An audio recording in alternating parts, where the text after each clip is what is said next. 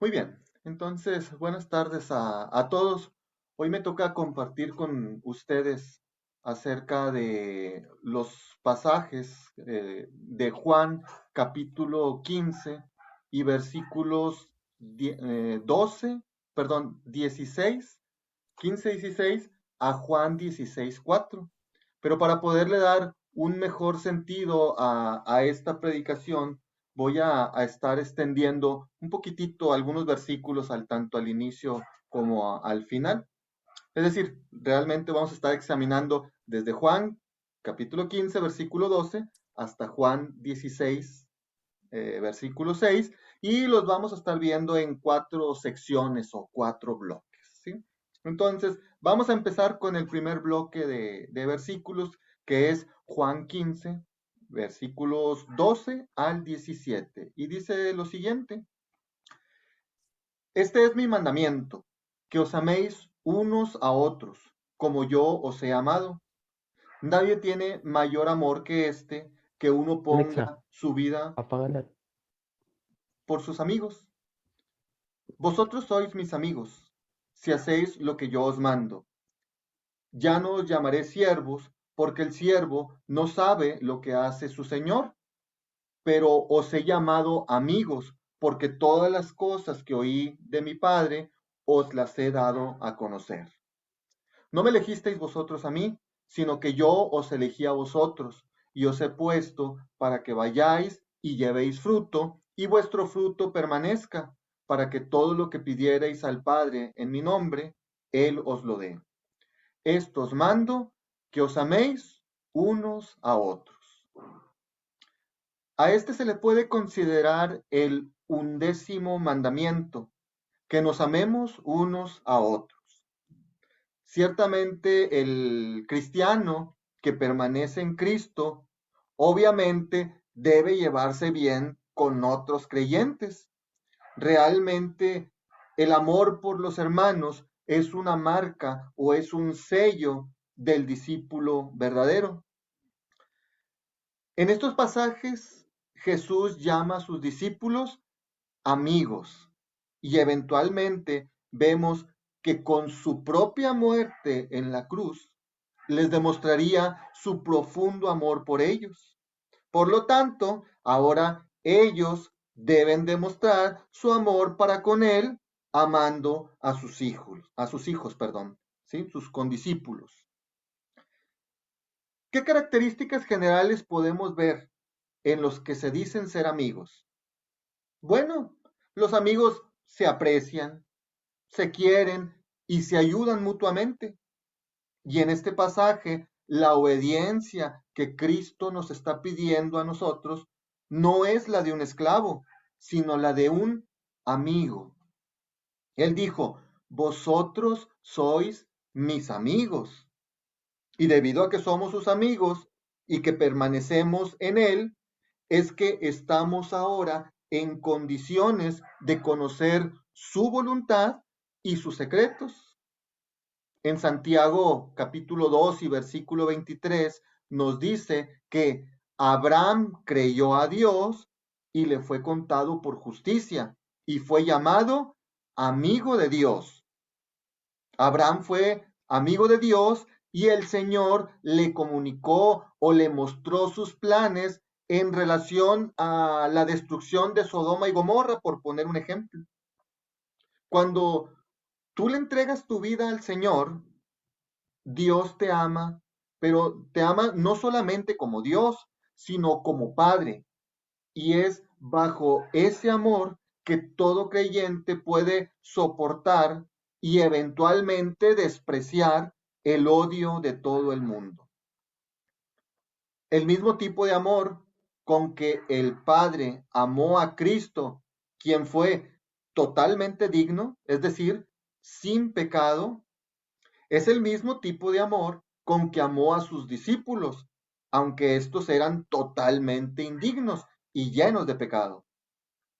Por lo que todos aquellos que aman al Salvador deben perseverar en su amor por Él y deben aprovechar todas las ocasiones posibles para demostrarlo. Mira, cuando alguien ama a Cristo, y vamos a llamarlo así, de manera hipócrita, su gozo dura por un breve tiempo y luego se esfuma ese amor. Pero el gozo de los que permanecen en Cristo es pleno y permanente. En Juan capítulo 14 y versículo 15, Jesús les dice a sus discípulos, si me amáis, guardad mis mandamientos. Y esta es la manera de demostrar su amor por Él, obedeciendo sus mandamientos. Aquí sí es muy importante algo, que no confundas el concepto de amor humano con el amor de Dios. Primera de Juan 4:10 nos dice, en esto consiste el amor, no en que nosotros hayamos amado a Dios, sino en que Él nos amó a nosotros y envió a su Hijo en propiciación por nuestros pecados. Es igual que como con Juan 3:16, que dice, porque de tal manera amó Dios al mundo, que ha dado a su Hijo unigénito, para que todo aquel que en él cree no se pierda, mas tenga vida eterna. Entonces, es el amor de Cristo por nosotros el que nos faculta para poder amarnos mutuamente. Este es mi mandamiento, dijo Jesús, que os améis unos a otros como yo os he amado. Muy bien, vamos a pasar al segundo bloque de versículos, que es Juan capítulo 15, versículos 18 al 25. Dice lo siguiente, si el mundo os aborrece, sabed que a mí me ha aborrecido antes que a vosotros. Si fuerais del mundo, el mundo amaría lo suyo, pero porque no sois del mundo, antes yo os elegí del mundo, por eso el mundo os aborrece. Acordaos de la palabra que yo os he dicho, el siervo no es mayor que su señor. Si a mí me han perseguido, también a vosotros os perseguirán. Si han guardado mi palabra, también guardarán la vuestra. Mas todo esto os harán, os harán por causa de mi nombre, porque no conocen al que me ha enviado. Si yo no hubiera venido, ni les hubiera hablado, no tendrían pecado, pero ahora no tienen excusa por su pecado. El que me aborrece a mí, también a mi Padre aborrece. Si yo no hubiese hecho entre ellos obras que ningún otro ha hecho, no tendrían pecado, pero ahora han visto y han aborrecido a mí y a mi Padre. Pero esto es para que se cumpla la palabra que está escrita en su ley. Sin causa me aborrecieron. Ahora vemos aquí, en estos pasajes, a Cristo que va de hablarles del amor entre los hermanos al odio o aborrecimiento del mundo por los creyentes en Cristo. Cabe mencionar también que cuando Cristo nos habla de el mundo, no se refiere a los pajarillos, a los hermosos amaneceres o a un frondoso bosque lleno de vegetación y de muchas especies de animales. Por el mundo Jesús se refiere al sistema entero de la sociedad humana que se opone a Cristo y al Padre. Y este está compuesto por individuos, por organizaciones, por filosofías y propósitos que en sí son anticristianos. Y es este mundo del que estamos hablando el que tiene a Satanás como príncipe. Jesús, poco antes de su crucifixión, en Juan 14:30, nos dijo, no hablaré ya mucho con vosotros, porque viene el príncipe de este mundo, y él nada tiene en mí.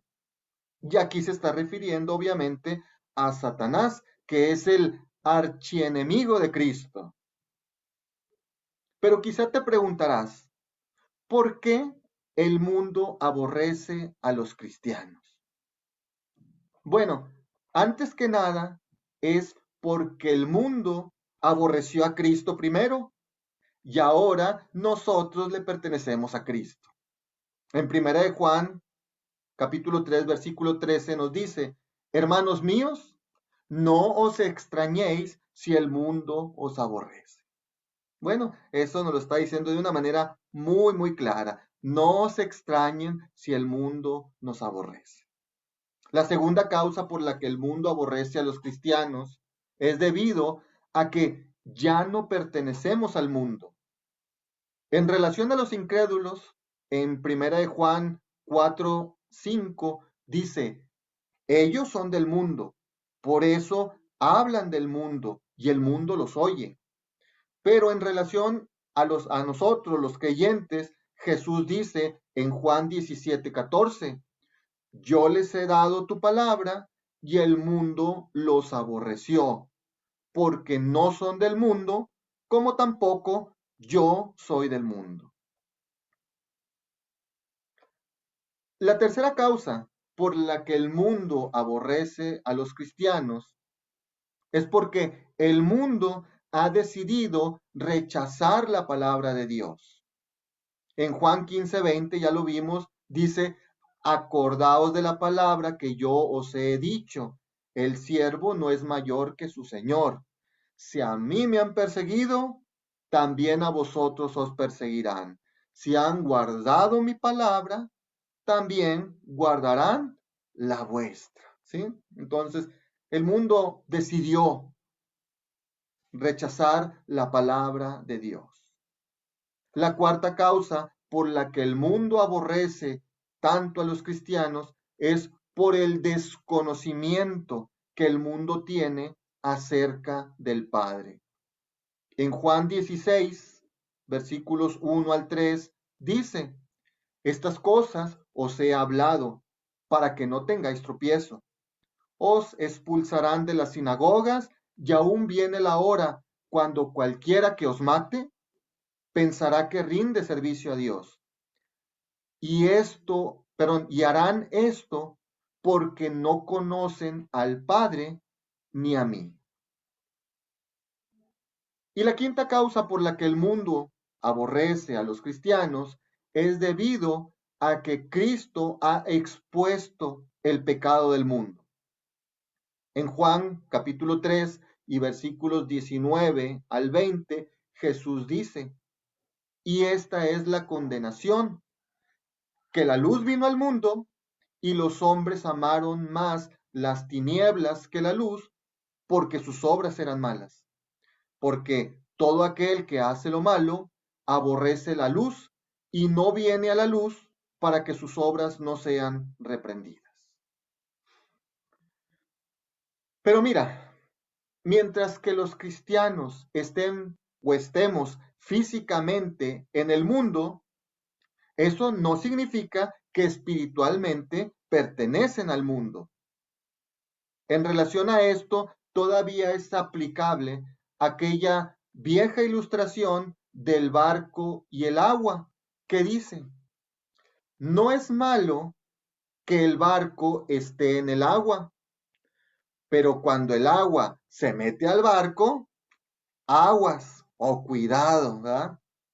Entonces, de igual manera, no es malo que los cristianos estemos en el mundo, pero cuando el mundo se mete en los cristianos, cuidado. Los cristianos pueden volverse mundanos y por lo general no es así de un solo golpe, no es algo repentino, sino que va sucediendo de manera gradual la caída o la mundanalidad. En términos generales, la caída en la mundanalidad de un cristiano se da en tres etapas o pasos, como lo enseña el sentido inverso del Salmo 1:1, que dice, bienaventurado el varón que no anduvo en consejo de malos, ni estuvo en camino de pecadores, ni en silla de escarnecedores se ha sentado. Entonces, ¿Cómo se da todo esto? En el primer paso se comienza con una amistad con el mundo.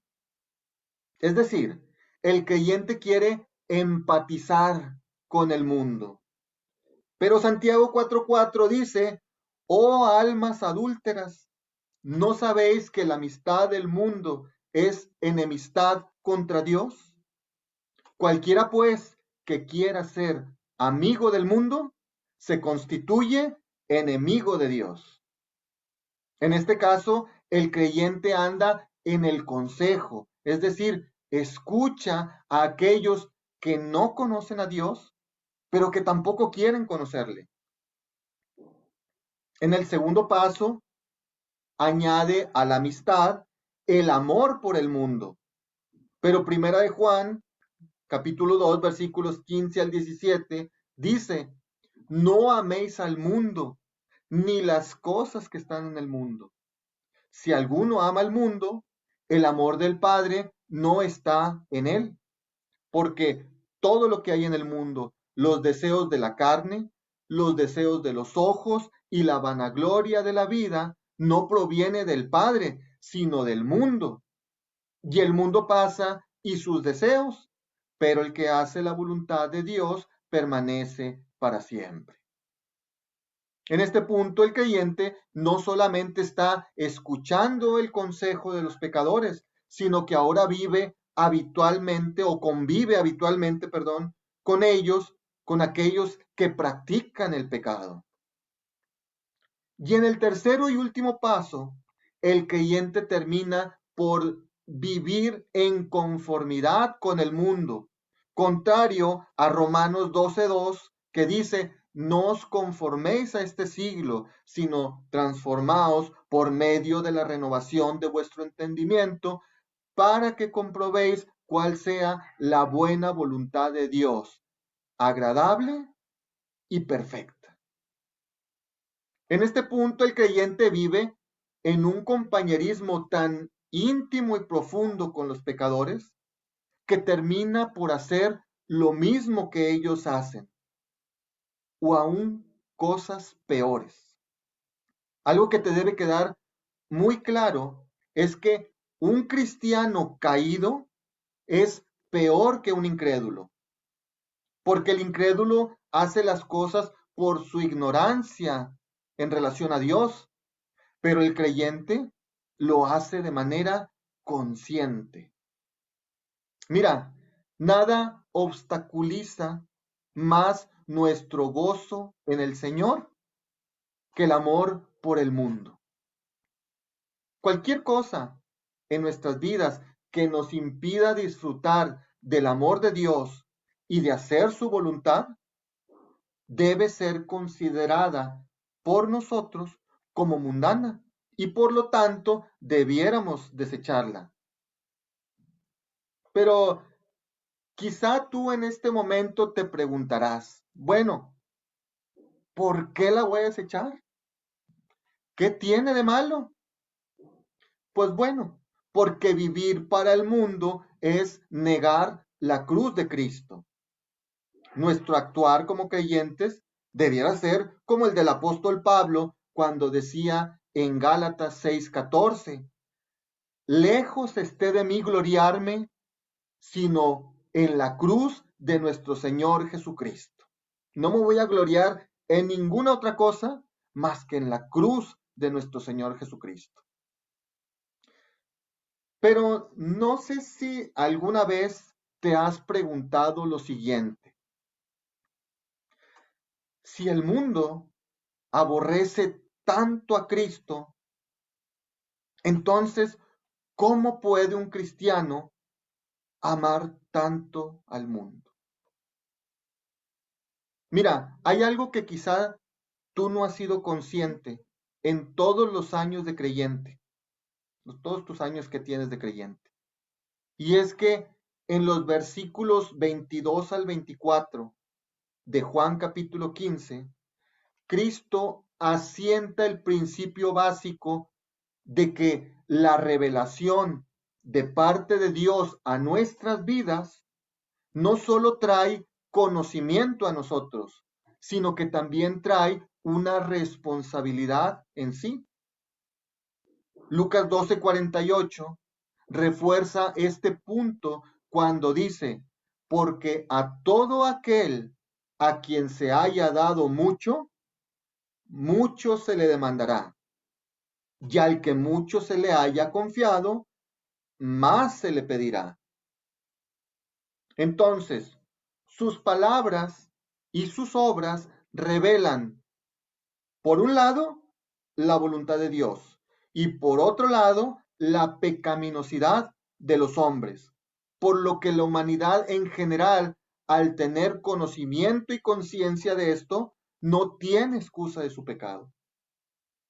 Debido a que tanto judíos como gentiles por igual, que en un sentido es todo el mundo, se unieron para aborrecer y crucificar a Cristo, esto es una prueba concluyente de que todos son pecadores y culpables delante de Dios. Otro ejemplo de esto lo vemos en Juan capítulo 19 y versículos 19 al 20, que nos dice que cuando Cristo fue crucificado, Pilato puso un título sobre la cruz que decía, Jesús Nazareno, Rey de los Judíos, que en la actualidad se representa por las iniciales latinas INRI. No sé si han visto en algunos crucifijos que dice INRI en la parte de arriba. Y esto, pues ahí me van a disculpar mi pronunciación de latín, es algo así como que Jesus Nazarenus Rex Judeum, Jesús Nazareno, rey de los judíos. Pero en el pasaje de Juan nos indica que fue escrito no en un solo idioma, sino en 3 idiomas, hebreo, en griego y en latín. Y aquí está representado todo el mundo crucificando a Cristo. El hebreo representa el poder religioso. El griego representa el poder cultural y el latín representa el poder político. Y como dice Hechos 4:26, se reunieron los reyes de la tierra y los príncipes se juntaron en uno contra el Señor y contra su Cristo. En el contexto de este capítulo 15 del Evangelio de Juan, y para animar a sus discípulos, haciéndoles ver el cumplimiento de todas las sagradas escrituras, el Señor Jesús les citó el Salmo 69:4, que dice, se han aumentado más que los cabellos de mi cabeza los que me aborrecen sin causa. Realmente es la ignorancia que tiene el mundo en relación para con Dios la verdadera causante del odio manifestado hacia los discípulos de Jesús. Pero mientras más claros, plenos y de fácil acceso sean los descubrimientos de la gracia y la verdad de Cristo, más grande se vuelve el pecado de aquellos que deciden no creer ni amar a Jesús. En cambio, a nosotros, los creyentes, nos es concedido a causa de Cristo no solo que creamos en Él, sino también que padezcamos por Él. Pero cuando estamos bajo esta circunstancia de sufrimiento, es la palabra de Dios la que nos fortalece y nos anima. Vayamos a nuestro tercer bloque de versículos. Juan capítulo 15, versículos 26 y 27. Dice lo siguiente: pero cuando venga el Consolador, a quien yo os enviaré del Padre, el Espíritu de verdad, el cual procede del Padre, él dará testimonio acerca de mí. Y vosotros daréis testimonio también, porque habéis estado conmigo desde el principio. Aquí Jesús les promete la venida y el ministerio del Espíritu Santo. La obra del Espíritu Santo consiste en testificar de Cristo y señalar o apuntar solamente en el sentido hacia Él, hacia Cristo. El Espíritu Santo realiza esto por medio de la palabra de Dios y también por medio de las buenas obras que el cristiano realiza, pero en el poder del Espíritu. Como dice Mateo 5:16, así alumbre vuestra luz delante de los hombres, para que vean vuestras buenas obras y glorifiquen a vuestro Padre que está en los cielos. Aquí no dice para que vean vuestras buenas obras y digan, ay, qué buenos son ustedes o qué buenos somos nosotros. No, es para que vean nuestras buenas obras, pero glorifiquen a nuestro Padre que está en los cielos. El Espíritu testifica al cristiano, quien a su vez testifica también a otros, como lo vemos también ahí en Hechos 1:8, que dice, pero recibiréis poder cuando haya venido sobre vosotros el Espíritu Santo, y me seréis testigos en Jerusalén, en toda Judea, en Samaria y hasta lo último de la tierra. Jesús no les había mencionado antes del Espíritu Santo a sus discípulos, porque Jesús mismo estaba con ellos para enseñarles, para guiarlos y consolarlos. Pero aquí, nuevamente en este contexto histórico de Juan 15, Cristo está en el preludio de ser entregado para ser muerto en la cruz. Y es justamente aquí donde Jesús les hace la promesa del Santo Consolador. Y desde que esto se cumplió allá en el Pentecostés hasta este día, es el Espíritu Santo quien mantiene la causa de Cristo en el mundo, a pesar de toda la oposición y resistencia que pueda llegar a encontrarse. Y nosotros, los creyentes, enseñados y exhortados por la influencia del Espíritu Santo en nuestras vidas, somos quienes debemos dar testimonio de Cristo y de su salvación. Y bien, vayamos a nuestro último cuarto bloque, que son los versículos Juan, del Evangelio de Juan, capítulo 16, y versículos 1 al 6. Estas cosas os he hablado, para que no tengáis tropiezo. Os expulsarán de las sinagogas, y aún viene la hora cuando cualquiera que os mate pensará que rinde servicio a Dios. Y harán esto porque no conocen al Padre ni a mí. Mas os he dicho estas cosas para que cuando llegue la hora os acordéis de que ya os lo había dicho. Esto no os lo dije al principio porque yo estaba con vosotros. Pero ahora voy al que me envió y ninguno de vosotros me pregunta, ¿a dónde vas? Antes, porque os he dicho estas cosas, tristeza ha llenado vuestro corazón. Nuestro Señor Jesús, al dar a sus discípulos la noticia de tribulaciones, fue con el propósito de que el terror no los tomara por sorpresa. El apóstol Pablo sabía perfectamente de estas cosas cuando exhortaba a la iglesia. Esto lo vemos en Hechos 20, versículos 29 al 30, que dice lo siguiente: porque yo sé que después de mi partida entrarán en medio de vosotros lobos rapaces, que no perdonarán al rebaño. Y de vosotros mismos se levantarán hombres que hablen cosas perversas para arrastrar tras sí a los discípulos.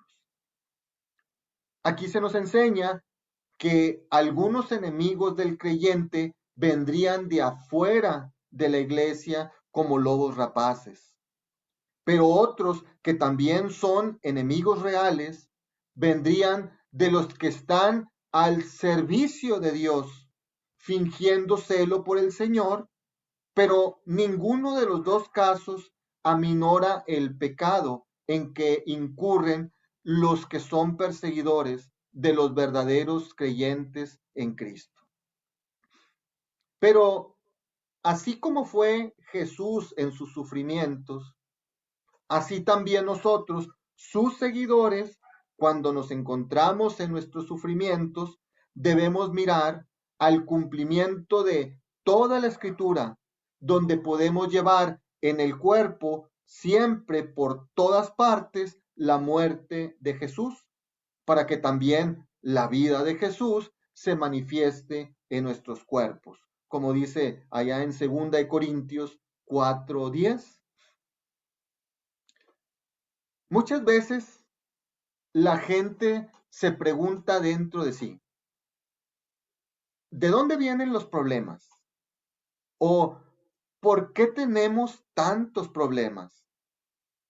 Pero nosotros, como creyentes, encontramos consuelo en las sagradas escrituras, sabiendo que a los que aman a Dios, todas las cosas ayudan a bien. Esto es lo que vemos por allá en Romanos 8:28. Mira, independientemente si has recibido a Cristo o no, las tormentas de la vida vendrán a ti, tarde que temprano. Y para aquellos que no tienen a Cristo, ellos solo pueden tener una perspectiva, y es la del mundo, donde ven los cielos grises, la lluvia torrencial con sus rayos y sus truenos. Pero para ti que ya aceptaste a Cristo, puedes ver las tormentas de la vida bajo dos perspectivas, la del mundo o la de Dios. La perspectiva del mundo, pues es la que ya mencionamos, y es igual para los incrédulos que para los creyentes mundanos.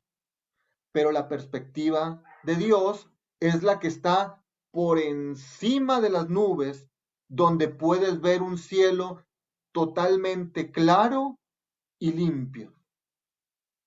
Entonces, decídete por Cristo, quien a pesar de toda persecución y tribulaciones que podamos estar experimentando, siempre está por encima de toda circunstancia. A ti que aún no has entregado tu vida a Cristo, o que por alguna circunstancia o razón te has apartado de Él, arrepiéntete de todos tus pecados y entrégate a Cristo. Obedece sus mandamientos y serás no solamente salvo, sino un hijo, y eventualmente podrás ser llamado, así como Abraham, amigo de Dios. Me gustaría terminar esta predicación con una oración. Te pido que me acompañes a realizarla ahí donde tú te encuentras. Y si no estás seguro que has recibido a Cristo o te has apartado de Él, repite conmigo esta oración. Vamos a orar. Amado Señor, en esta tarde yo quiero suplicarte que perdones todos mis pecados. Reconozco que he vivido mi vida no como a ti te agrada, sino solamente como a mí me agradaba. Y te pido que me perdones, que limpies mi vida. Y te quiero aceptar a tu Hijo amado Jesucristo como mi Señor y Salvador. Te abro la puerta de mi corazón para que entres y vivas y reines en mí, y poder gozar yo de esa amistad, ese amor profundo que tú tienes para con nosotros, por toda la eternidad. Por tu Hijo Jesucristo, te pido estas cosas. Amén.